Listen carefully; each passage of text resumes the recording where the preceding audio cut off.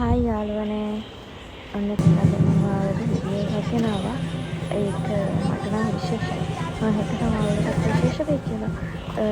මේ චයිනීස් අයගේ Chinese New year එකට යහලා ඔය චාරිත්‍ර ඒ කියන්නේ බුද්ධ පූජා වගේ දෙයක් තමයි ඔය කරන්නේ. එයාලගේ ව්‍යාපාර ස්ථානවල වැඩ දියුණු කිරීම, ස්වාහ කටවාදය ඉස්තිර කිරීම, මේ වගේ චාරිත්‍රයක් තමයි ඔය කරන වීඩියෝ එකකින් පෙන්නන්නේ.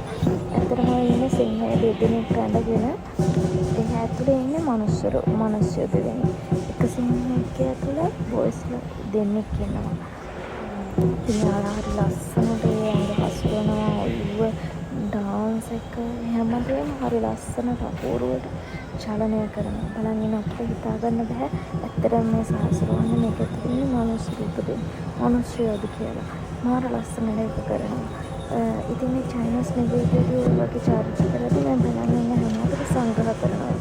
ඔරෙන්ජ් ගෙට්ටිය එරන්ජ් දීදී එතකොට මුදල් පවා දෙන ඔයාලා දකින්න වැඩි වීඩියෝ එක ඉස්සරහට ලොෆ් කවර් වල දාලා එයාලා මුදල් දෙනවා.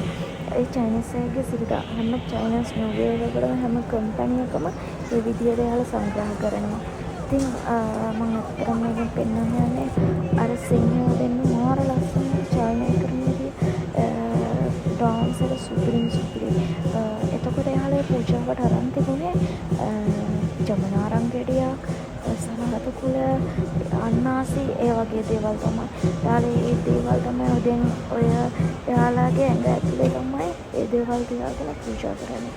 දැන් අර අපිට බෙදු ඔරෙන්ජ් එයාලා ඒ බොක්ස් එකක් ඇතුලේ ගහගෙන එයාලා මොනවද කියන්නේ මොනවද කරන්නේ කියලා නම් මම දන්නේ නැහැ.